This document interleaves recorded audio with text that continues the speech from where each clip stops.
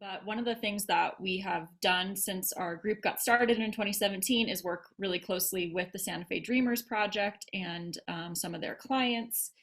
And since COVID, there's a lot of things that we can't do in terms of like going into the ICE detention facilities and things like that. And so one of the things that we've been doing is raising money to contribute to commissary funds for LGBTQ plus asylum seekers, especially trans women who are seeking asylum. And we get that list from Santa Fe Dreamers Project lawyers, and we're very grateful to work with them on that. And so we wanted to do this virtual screening as a way to raise more awareness about LGBTQ asylum seekers, and also to raise more money for commissary so that we could keep doing this project. So thank you for your support and for the donations that you made in order to watch the documentary. It's really, I mean, we're not going to necessarily get into all this right now, but the conditions in these ICE detention centers are really horrible, and commissary can really be life-saving to have money. They charge ridiculous prices for everything from soap to a box of ramen to a phone call. And so just having those funds available can truly be life-saving. So thank you for contributing to that. I also want to say a few other thank yous. I want to thank Sarah Grace, I think I saw your name on here, for coordinating the commissary project, and also Tashima Wildrose and Judy Crawford for your efforts to actually send the commissary money to all the folks in the various ICE prisons. The systems are totally like draconian and intentionally convoluted, and they outsource everything to all these private companies. And so you end up working with a bunch of organizations and different companies, and it takes patience. So I'm grateful for the patience and perseverance to actually get that money to people. So I also want to say a few more thank yous before we get into the discussion. I want to thank the team that made this event happen, this virtual screening and this event, especially Judy Crawford, whose idea this was. She saw Unsettled at a film festival last year and really wanted to bring it to Santa Fe. Of course, we didn't expect the pandemic and didn't expect that it would all be a virtual thing, but I'm really glad that she persisted and we persisted to make this happen. And the rest of the team, I want to thank you all too. Tashima, Sasha, Krista doing our tech. And we wanted to thank Linda Liu as well from Good Docs, who made it possible for us to get the streaming license. And of course, finally, thank our panelists, Tom Shepard and Allegra Love. So Allegra Love, I think many of you might know who she is if you're in Santa Fe, but she is an immigration attorney and the founder of Santa Fe Dreamers Project. And like I said, we get the joy of working with her. And Tom Shepard is the director and producer of the beautiful film Unsettled that we all got to see. So I'm gonna let you all introduce yourselves in whatever way you want, adding anything that you want to say about your background or who you are. And you all were kind of already jumping into this, but I was also thinking as more of like a fun question. Maybe you could share something that has brought you cheer or joy during these dark times. So whichever of you wants to go first, feel free. All right, Allegra. Hi everyone. Nice for you to see my face. I can't see your face, but I'm glad to know you're there. I know there's some old friends in the audience right now. Anyway, just for those who aren't aware of what we do at Santa Fe Dreamers, we are a legal services nonprofit that really works in Santa Fe, Albuquerque, Taos, Las Lunas, El Paso, and really starting to be nationwide with our support of transgender individuals in detention, and in Mexico. And really, as it pertains to the topic of this film, one of our organization's really big focus is supporting LGBTQ individuals who are seeking asylum. Most of our focus is helping them get out of ICE detention as quickly and safely as possible. But a lot of that then involves helping them prepare for detention with ICE in Mexico, and then also supporting them when they're in the position that a lot of Tom's subjects are, like when they are adjusting to a new life in the United States and need all kinds of support. And the Faith Network has helped with a lot of that when we have folks coming to Albuquerque and Santa Fe. One thing that brought me cheer this week, my nephews slept over, and because their parents couldn't stand them for another second, and the littlest one peed in the bathtub to spite me and blamed it and framed my dog. So solving that mystery of who peed in the bathtub was a joyful experience. Okay. Tom, you're up. All right. Hard to follow that one, Allegra. Yeah. So I am joining you all from Colorado Springs, Colorado, and that's where I met Judy almost a year ago at the Rocky Mountain Women's Film Festival, which is one of the best documentary festivals in the country. It's been going on for 30 some years. And we had a chance to talk after the film, during the Q&A, and then afterwards. And so glad that months later, we're able to, participate in this great conversation. I grew up in Colorado Springs. I then went to the Bay Area of California, where I've been a documentary filmmaker for 20 some years. I started out in journalism and in public radio, and then had an appetite, I think, for working in longer form documentary and kind of sinking into stories over, months and years, as opposed to the kind of quick 1 page and 3-minute broadcast news articles and pieces that you see. So this is my 5th film. And 7 years ago, I came back to my hometown and helped found an organization called the Youth Documentary Academy. And so I split my time pretty evenly now between California and Colorado. And YDA is basically a training academy for young people from underrepresented backgrounds. And I bring filmmakers from California, and we work with faculty locally and kind of train folks in all aspects of documentary. And the young people come and really sort of see themselves as an access point to story and are able to kind of figure out how to translate that story into a documentary film. So I would say the thing that's been most inspiring is that we had our program this summer, but we had to do it all online. And I just think everybody was so hungry for connection and, like everybody right now. And it was, even though we couldn't go out in the field and do the filming and shooting, we were able to, meet 3 times a week, very much like we are here, and really connect and engage and share what's been going on. So anyway, pleasure to be here, and thanks for facilitating this, Tiffany. It's great to meet you. Thank you. Thank you both. It is great to be here with both of you. So the way that we're going to have this conversation is going to be pretty informal, but I'm going to ask some questions that some folks on our team came up with, some that I came up with. So just sort of some questions that we generated. And then also, as Krista already said, for those of you who are participants, feel free to add your questions either in the chat or the Q&A, and Krista and I will be monitoring those. And so we'll add those in as makes sense. So I wanted to start just with sort of like some background information about the film. And so directing that to Tom. It's a very beautiful, very moving film. Thank you. And I found myself wondering, why did you want to make this documentary, or sort of like what inspired you to do this project? Yeah. I was doing some volunteer work for a refugee resettlement organization in California back in 2014, Jewish Family and Community Services of the East Bay.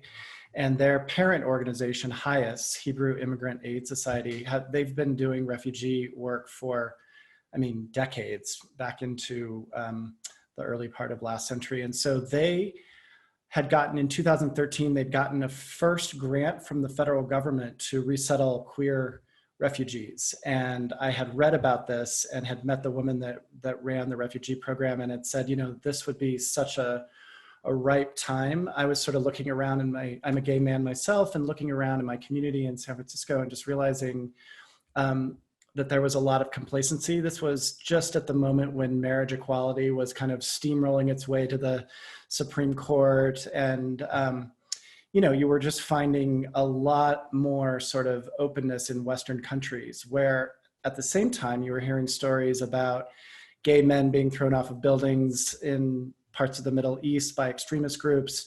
You were hearing about lesbian corrective rape in certain cities in Africa. And I think, you know, like many of my friends and colleagues, I couldn't have even told you at that time what the difference was between a refugee and an asylum seeker. And so the folks at Jewish Family, at first they said, look, I don't think it's a good idea that we shove cameras in front of people when they're getting here. Most of these folks have suffered extreme trauma, if not torture. And so, but we need volunteers like crazy. Would you like to come and volunteer? And so I did that for a few months, and that's how I met two of the participants in the film. Those are the two refugees, Junior and Subi. And from there, it just, you know, like many of these projects, they start to unfold. You start to develop relationships. I will say it took quite some time to develop trust with all of them, and you know, they rightfully kind of wanting to figure out like what is this project about? What is, you know, what's going on? So yeah, so here we are 5-6 years later, and we just finished the film almost a year ago and had our first public broadcast in June. And then the film's going to broadcast one more time on public television on November 1st, just in a couple weeks. So feel free to tell your friends if they haven't seen it. It's just a couple nights before the presidential election. So we're glad that it's, you know, out there, hopefully, you know, sparking conversation in advance of the presidential election. Thank you. Well, you kind of touched on a couple other of the questions I had, but I was also wondering how long it took to make the film, because I was assuming that sort of from meeting them to building rapport to sort of like following their processes, it might have been a long process. I don't know. Yeah, and how you met them. So you said you met Junior and Subi through volunteering through the refugee services. How did you meet Cheyenne and Mari? A woman that I had met in Marin County, north of San Francisco, Melanie Nathan, had started a nonprofit, fairly small, that does specifically work on LGBTQ asylum and refugee issues in Africa. She's originally from South Africa, an attorney.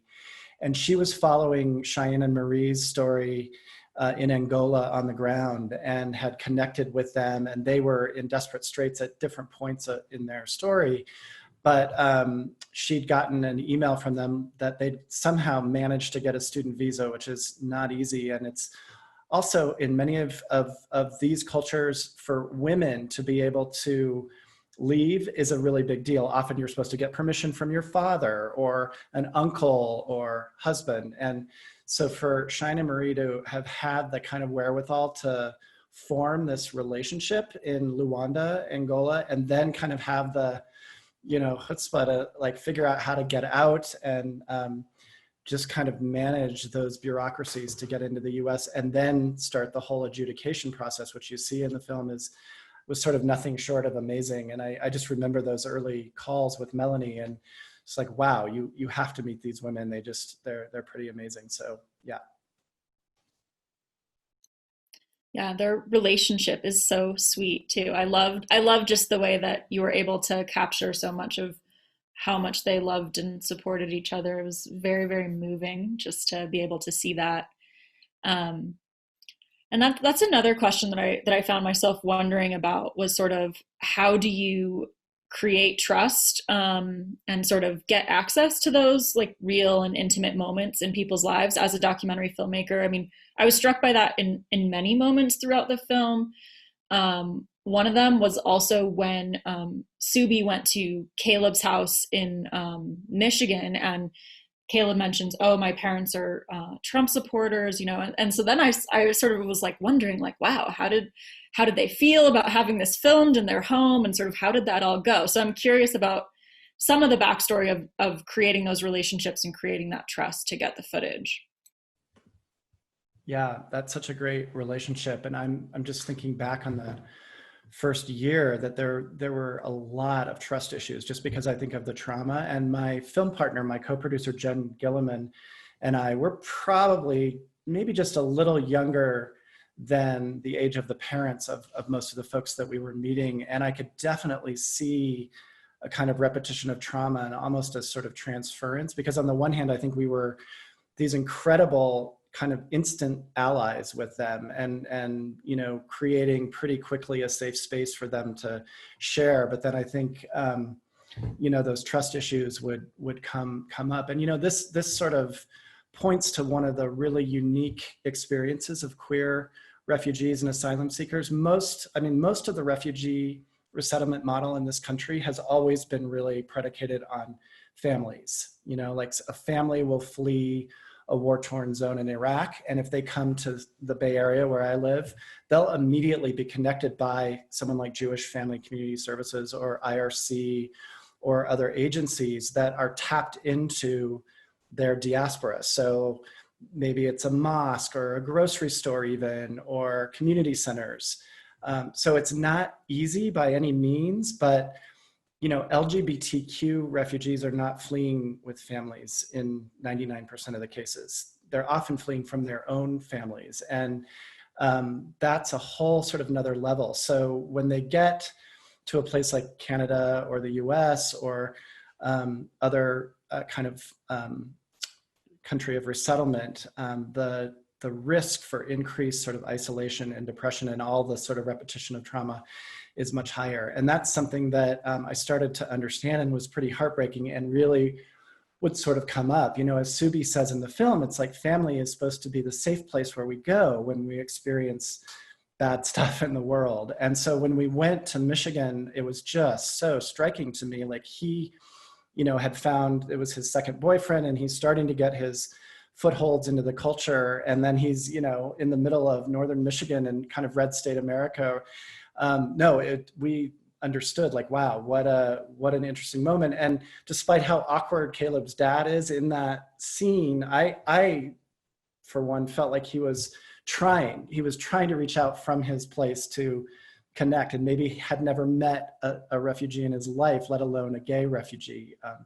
No, but it's a great question. And as a filmmaker, we were certainly aware that there was a sort of cultural, you know, colliding moment happening there in that scene.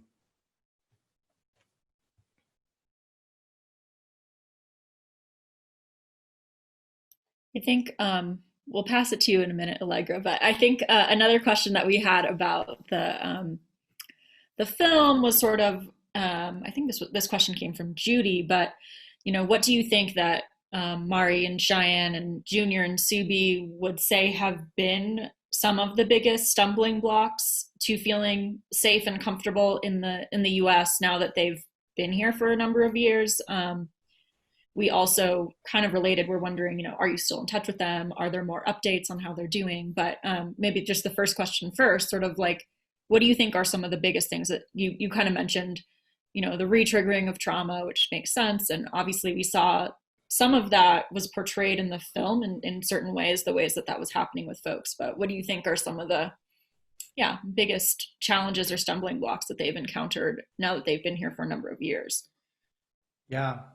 No, it's a great question. I think we all, as we were starting the film, anticipated that sexual orientation and gender identity was going to be the, you know, sort of central theme of the film. And really, in most cases, it wasn't. It was much more about the survival issues. You know, I mean, on the one hand, it made a ton of sense that this federal money was coming to the Bay Area of California. I mean, San Francisco has this mythology of being almost a promised land for queer people, and also very immigrant friendly sanctuary city. So all of that, you know, philosophically makes sense, but, you know, try living in the Bay Area on a refugee benefit of $325 a month for 8 months. And in the case of Cheyenne and Marie, if you're an asylum seeker, you have no benefits. So you have this sort of precariousness still in your status, and you can't get your work permit for 6 months after the date that you file your asylum petition. So it's kind of weird. On the one hand, we say, yes, the US is a safe harbor and we want you to come here, and we have an asylum process, and we have we've accepted more refugees. Until 2016, the United States had one of the highest number of refugees. And then on the other hand, we make it really, really difficult bureaucratically for people to feel safe and feel secure. So I think the issues of just livelihood and housing, I think you saw that quite a bit. Certainly in Junior's story highlights that the most, but all of them struggled with that early on. And also race and class and all of those sort of issues of like how welcomed or not are you in a place like San Francisco when you're coming as an outsider. So yeah, and then to your question about how they're doing, I feel really grateful that they've all stayed connected to the film. I didn't know when we finished the film whether they'd want to, you know, be part of Q&As and press and stuff, and they all have to the extent that they can. They're really busy with work stuff, but Subi's still living in San Francisco, and he's you know, living in a group house, and I think, you know, has gotten work that has been really steady and stabilizing for him. And he's still, you know, he started an organization called Spectra Project. So I encourage you all to go to the website. I think it's spectraproject.org, which really is about providing humanitarian assistance to folks in their countries of transit. So for Subi, that initially was Lebanon and then Turkey, but that's a place where people will end up, you know, parked for like 2 to like many years just waiting for refugee status. And he felt like LGBTQ refugees were falling through the cracks in those countries. So he started that organization. Junior has moved to Fremont in the East Bay, which is, you know, maybe 30 minutes from San Francisco, and was able to get public housing. And it's, I think if he were here, he would tell you it has not been easy. It's been a roller coaster, and he's continued to face many of the challenges that you see in the film. And Shine and Marie, as you saw in the final card, initially moved, once they got their asylum approved, they moved to Las Vegas. They were wanting to not spend like, you know, 80% of their income on rent. So they moved to Vegas, and they got jobs and worked on their music. They didn't love it there. And just last month they moved to Salt Lake City, and they're just settling in. But they're all doing well. And it's, you know, as I said, I feel really happy that we've stayed connected, and my guess is that we will for a long time. Thank you. So Allegra, I wanted to ask you, sort of what are some of your biggest learnings in terms of working closely with LGBTQ immigrants as an attorney? I feel like in terms of watching the film, and we were talking about this a little bit before we started, I feel like there were probably many things that really resonated with your experience, and then there are also probably some things that didn't in terms of sort of the status of the folks who were followed in the film. So I'm just curious to hear more from you about, you know, what you've learned and your experience, because you've worked a lot with LGBTQ plus immigrants as an attorney. Yeah.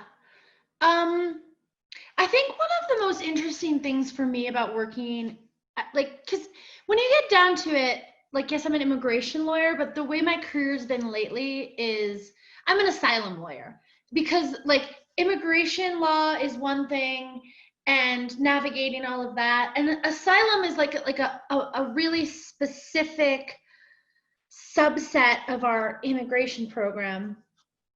And I think one of the interesting things is that, you know, it's getting harder and harder and harder to prove eligibility for asylum. And the Trump administration has all but destroyed the right to seek asylum in the United States. I mean, it exists, but especially with the population that we serve, the Faith Network and Santa Fe Dreamers, really you have to risk a different kind of torture to seek asylum over our southern border right now. And I think one of the interesting things about working with the LGBTQ population is that their rights to political asylum has not been able to be quite as eroded as everyone else's, because they fit so solidly into the definition of what it means to be a political asylee or a refugee. I mean, the refugee definition essentially requires that you have experienced persecution that the state either did themselves or refuses to control because of something immutable about your identity. And it's like a really, really solid, like well-found principle of asylum law that sexual orientation and like sort of like gender dysphoria, I guess, for lack of a better word, like, you know, when your gender doesn't match your sex assigned at birth, like that, those are two identities that are very, very strongly supported in asylum case law. So when we meet people, unfortunately, these are really, really great cases. The thing about immigration law is when you find yourself with like a slam dunk case, it's because something horrible has happened to that person. And sadly, in the case of so many asylum seekers and refugees who are LGBTQ, they've experienced such violence in the countries they're fleeing that it makes an extremely strong case, and we can win at a rate that refugees who are, say, fleeing gang violence or you know, domestic violence, say, have a much harder time proving the case. So I guess it's been a delight because I'm super competitive and I, you know, hate my adversaries in the US government who try and prevent my clients from getting political asylum. And I really just like love to walk into the room, like holding the hand of someone who has never felt like a winner when it comes to matters of the state, and being like, we are about to own the government on your claim. Like it's, and you know, it's been really wonderful.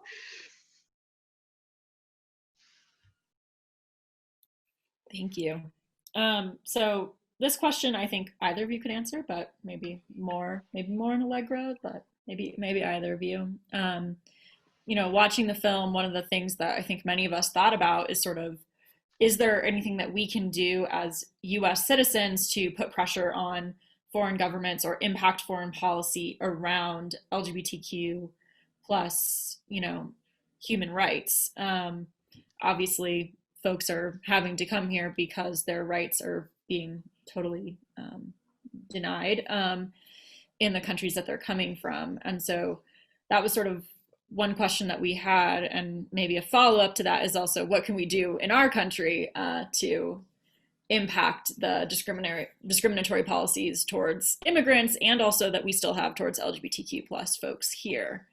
I don't know, is there, like, what could we do as US citizens? Is there anything to impact foreign governments around these issues? I'll throw that one to Tom.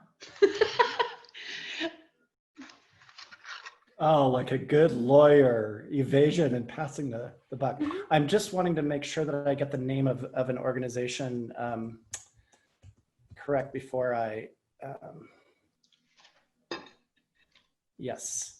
So, I mean, that's it's a big question, Tiffany. And I sensed as we were starting to make the film, a tension between NGOs that were working to help people get out, which of course is a huge decision, and organizations that are working in the home countries to try and support and embolden the activists. And one of those organizations that is doing an amazing job with that is Outright International. It used to be called Eagle Herc, which is why I always have to look at the name, but I would really encourage people to go to their website. It's outrightinternational.org.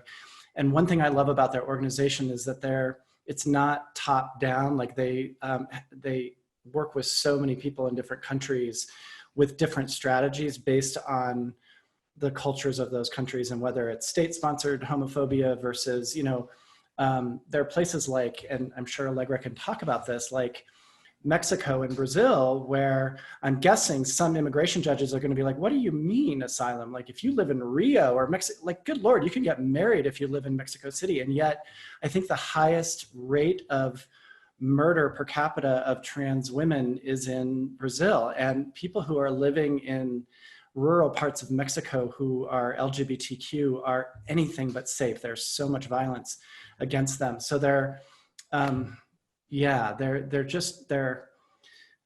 a lot. And I think it's important to, you know, connect with the groups that are doing different work. I mean, one thing that was really inspiring, obviously, in our film is that Subi, not 3 months in the country, was invited by then former Ambassador Samantha Power to come testify before the United Nations Security Council.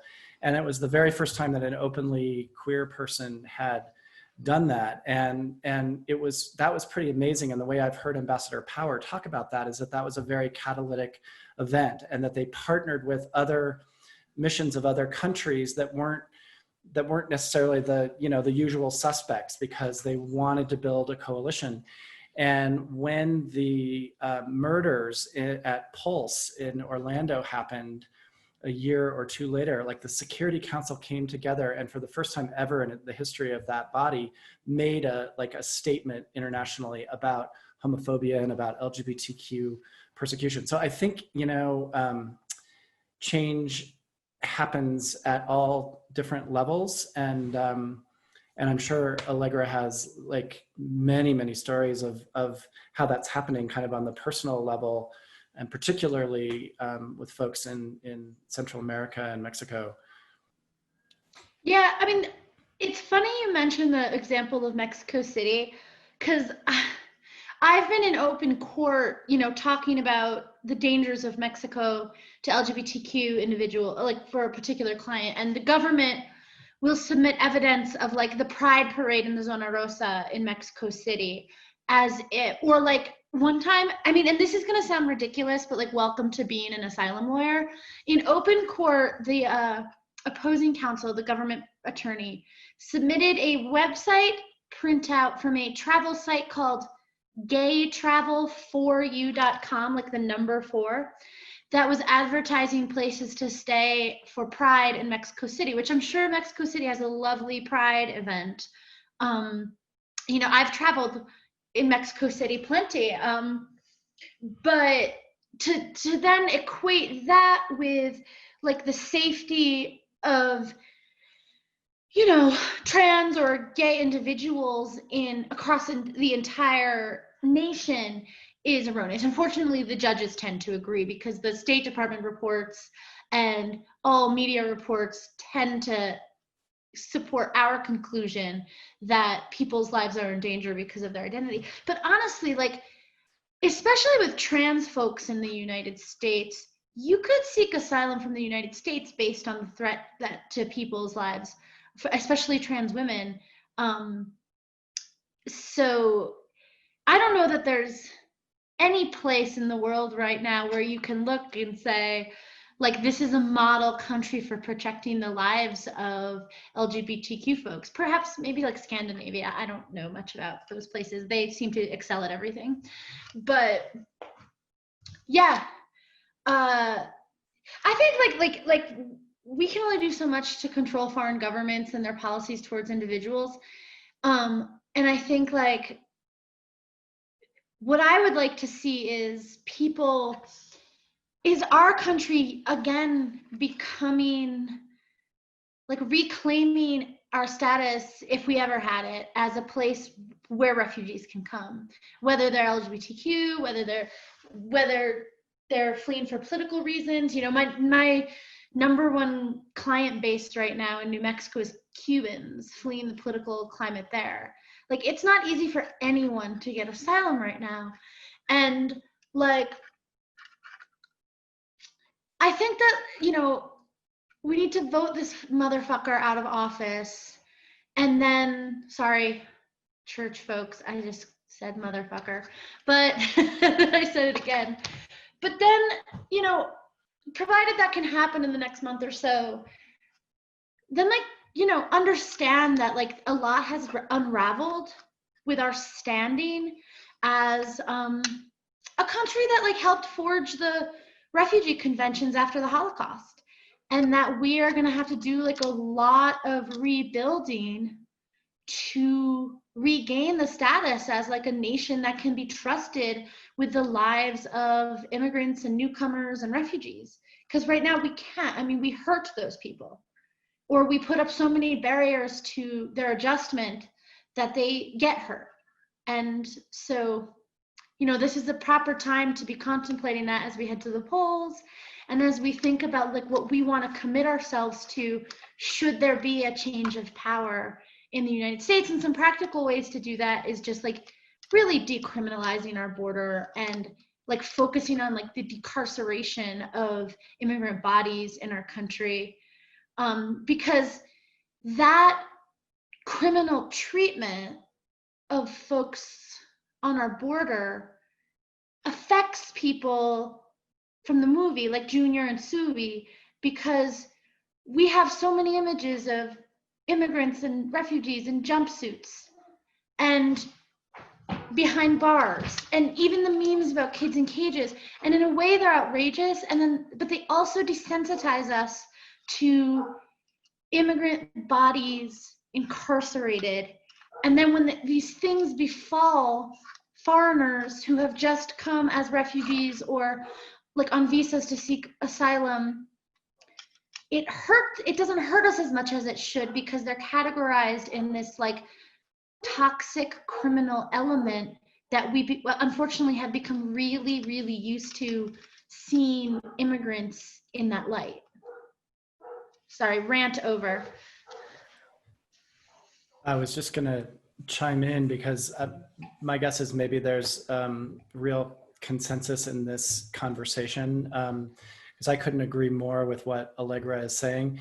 And, but just putting it in context and looking at the kind of anti-immigrant, anti-refugee and asylum rhetoric that Trump used to get in office, and still seeing in this country that there's a robust support for that. And also just to realize, you know, when Obama left office in 2016, the cap on refugees was around 115, maybe 120,000, which had grown a little bit higher. And in the first year of office, Trump cut that in half, and then basically cut it in half all the way down to now, I think it's 18,000. And there are many in the Trump administration who want to bring that down to zero. So on the refugee side, it's completely desiccated, the cap. On the asylum side, as Allegra has talked about, and my understanding of it too, is that it's almost impossible now for asylum seekers to even get to an asylum interview. And that the requirements now, not to get too far into the weeds, of well-founded fear or credible fear has been changed in this sort of remain in Mexico policy, that folks are essentially being turned away and not getting their day in court. And so when you have both the asylum and the refugee pieces of this program that, as Allegra was saying, were developed out of the UN Convention, and this pride that we've taken as a country that we offer safe harbor has been completely destroyed. And it always frightens me to realize how many residents, you know, of this country are still very, very supportive of that. So. Thank you. We had a question from one of our participants who's part of the Faith Network, Reverend Jim Brown, that he sent in, sharing a little bit about some work that he was able to participate in resettling some of the lost boys of Sudan like 20 years ago. And he gives some background about that. But basically his question really speaks to what you all were talking about, which is, he says, some are saying it will take a generation to reestablish the networks that made this type of resettlement possible. And some of what is highlighted in the documentary, he asks, what is your vision for how we can keep hope alive after the wanton undoing of the infrastructure that in the years after World War II was a hallmark of the openness of the United States to immigrants and refugees from across the globe? So I don't know if you have a vision for how we keep hope alive for rebuilding or creating new infrastructure of this type to welcome refugee asylum seekers. Well, you're looking at someone whose spirit has been pretty well broken by having to work within the bounds of this deteriorating policy every day. I think that the hope for me is that these, when you get into like the granular level, there's all these people who are eager to welcome folks with love. And I think like I frustrate folks in the world because they call me with all this love and say like, Allegra, we want to help people, like help us help people. And because of just how complicated my job is, like I can't always connect folks who watch a film like Tom's and feel moved and feel ready to open up their lives to others.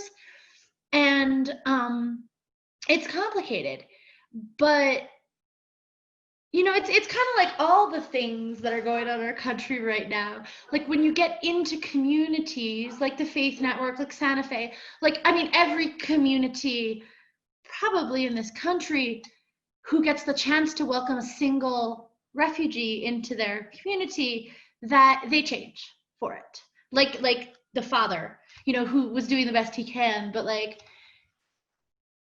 and so that's not gonna die. And it's a question of how much we're willing to take to accept state control and like the state destruction of that, and like when we are going to let our love stand up and overwhelm the state. Like, you know, it's happening in the streets against police right now. And I think that depending on the outcome of the election, we might come to a moment where we need popular uprising to protect immigrants and refugees, and we can't depend on the state and like legal mechanisms to do it. And that's hopeful and exciting to me, because that's when people come back and like, you cannot take that, you cannot take this from me, you can't take love from me. And so yeah. That didn't really answer the question. Tom, start talking. I thought that was well said. That was good, like preaching type category. So I'll give you props for that. All right. I was moved. No, I mean, I think from my corner, it's something that Allegra said about the representations of folks who are different from us, the other, and it's true. You hear Marie and Cheyenne say, like, look, if you're an asylum seeker from Africa, people assume 1, you're a criminal, 2, you want to steal jobs from Americans, 3, you must have lived in the bush and had monkeys on your street, you know. And they were musicians in, you know, a very, very urban place. So I think to the extent that media and certainly film is a powerful way of kind of humanizing the lives of people that we might not know. And sometimes, you know, like I read a lot about the Syrian refugee crisis. I have friends who are attorneys who had done some asylum work. And so I had it kind of intellectually, but I had never personally met a refugee. And if you can't, maybe, you know, a proxy for that is a film or literature, or, you know, and I guess the other thing, I mean, given that we're feeling all of this sort of paroxysm of politically, but also with the pandemic, I mean, I know for me, you know, having had to be more isolated and realizing how much I miss connecting with people, there's something about just the ethic of sort of care and generosity and also interdependence. I mean, when I think about documentary film,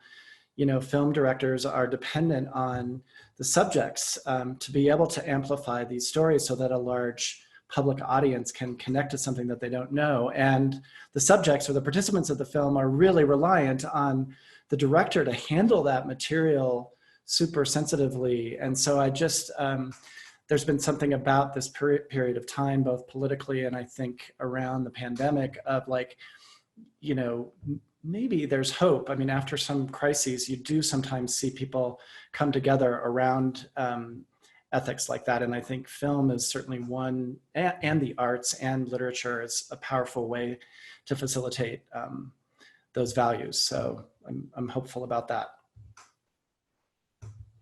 Thank you.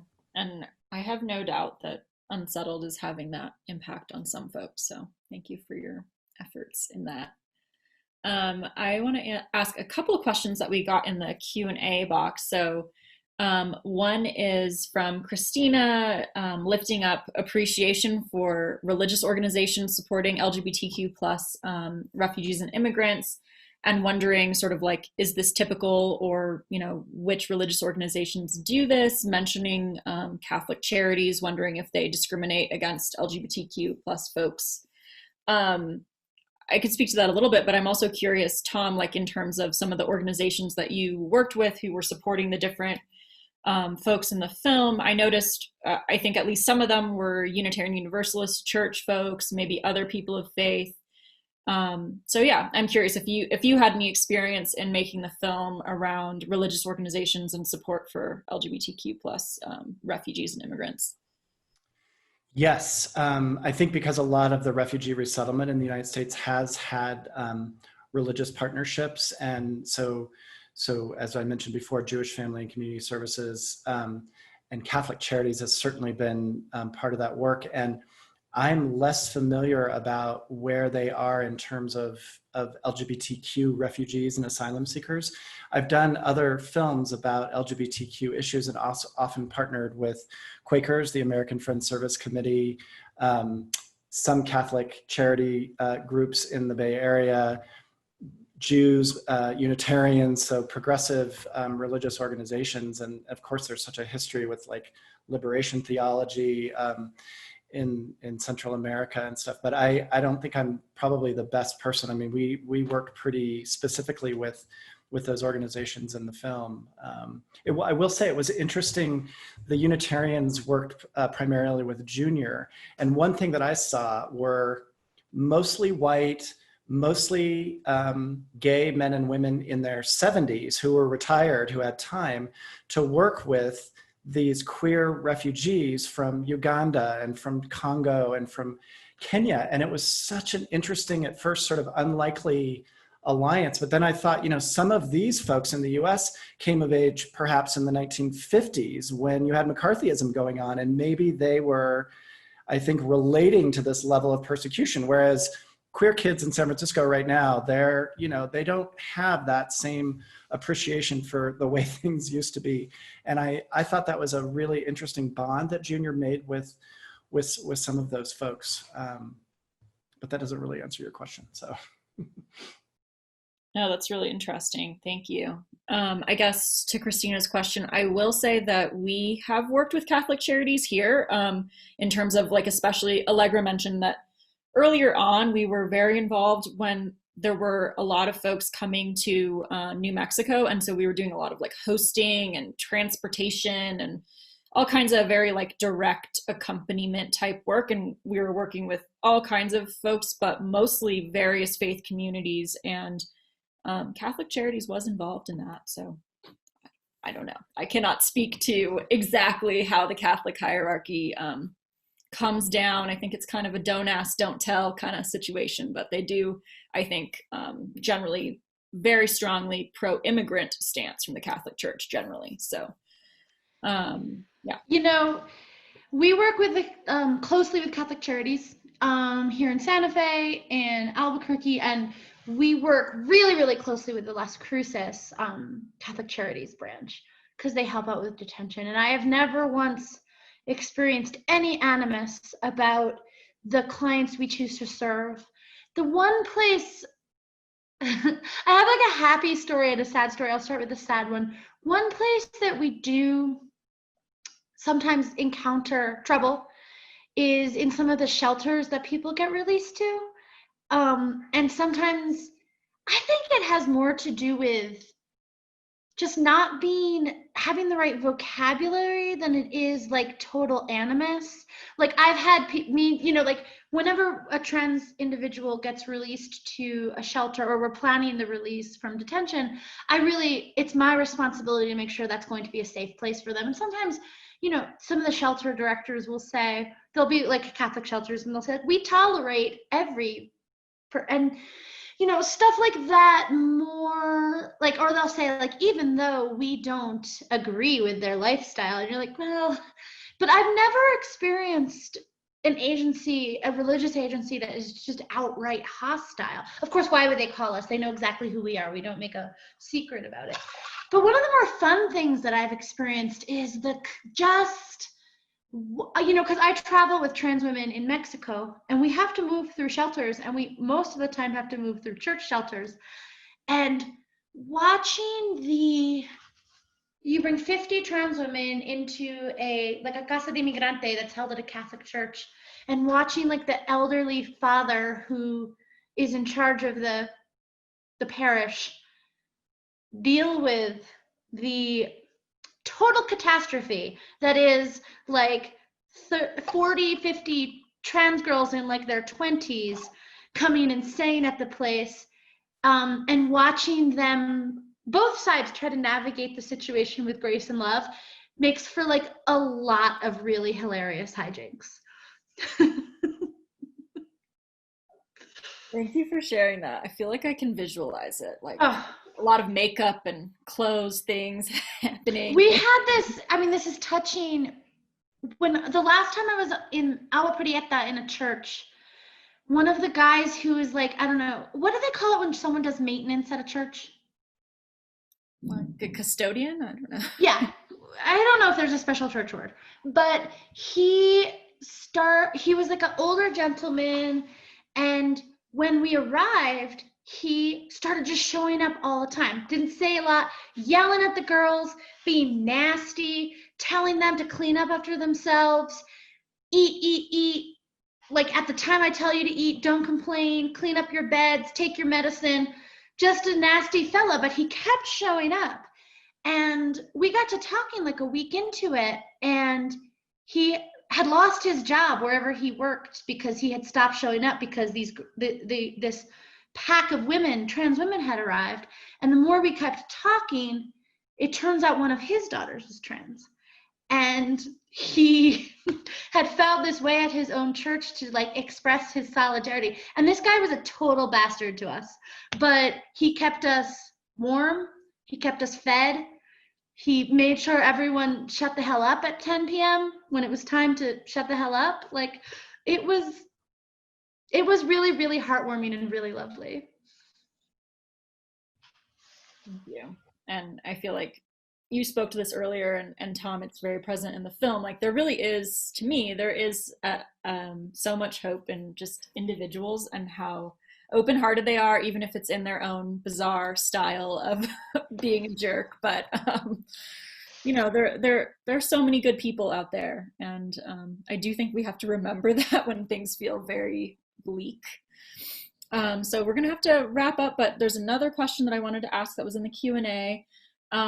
Naming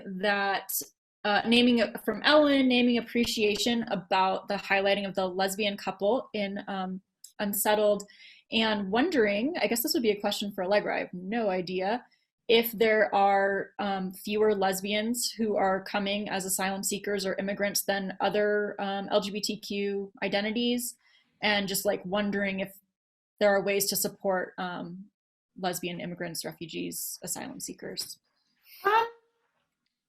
So it's hard for me to say because I work in male and trans women populations. New Mexico, we detain men. And unfortunately, we detain trans women among them. So my whole practice is with people who were assigned male genders at birth. So I don't encounter very many lesbians. But yes, there are a ton of women seeking asylum because of the violence against lesbians. I think it's just like reasons people migrate are often like multifaceted, and women migrate less than men do. And I think that is also part of, like, does that mean the violence doesn't exist? No, but like men come for like a multitude of reasons. They come more frequently than women do. And so I think that kind of skews it. If you send me an email though, and my email's easy to find, Tiffany has it. I work with organizations that directly support lesbians, and I'm happy to connect you. Cool. That would be great. Yeah, we could pass that along to folks.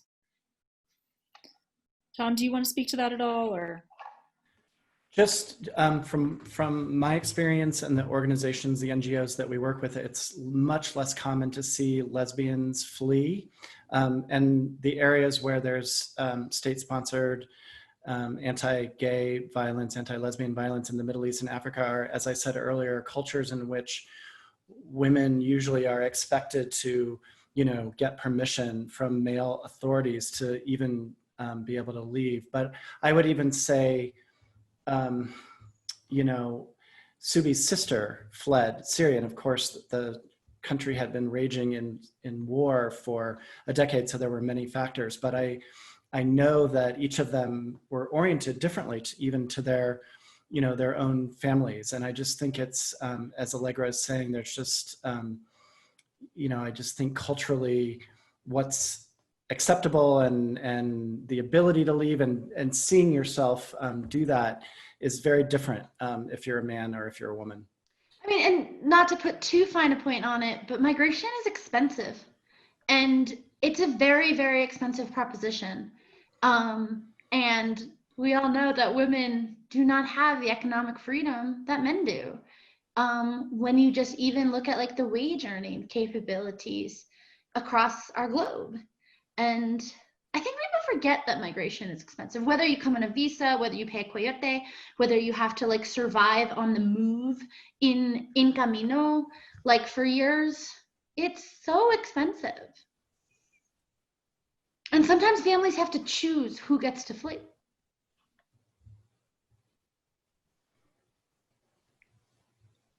Thank you. I don't know if you all have seen the recent Netflix miniseries. I think it's called Immigration Nation. It's interesting, and some of these, a number of issues that Allegra has raised in this conversation tonight were sort of played out, the lived experiences of what you were saying in that. And there's been some criticism of that film and who made it and how they had access to Homeland Security and stuff like that. But there's some pretty powerful moments in that film. I recommend it. I couldn't watch it. I tried for like 3 seconds and was like, I can't do this. It's too upsetting.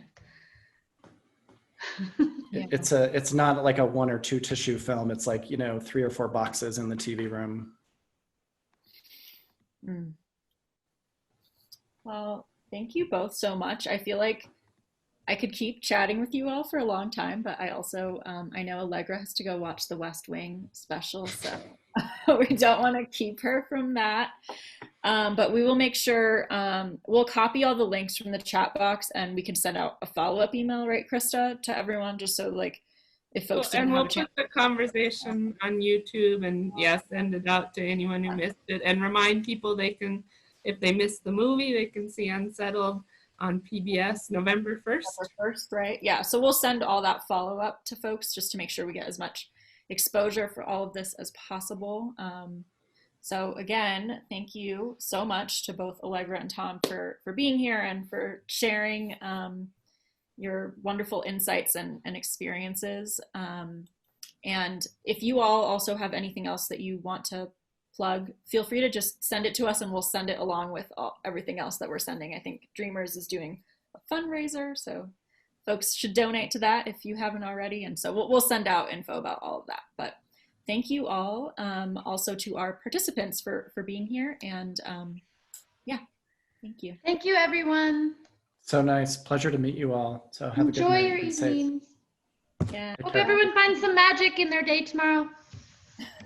Thank you. Bye-bye. So too.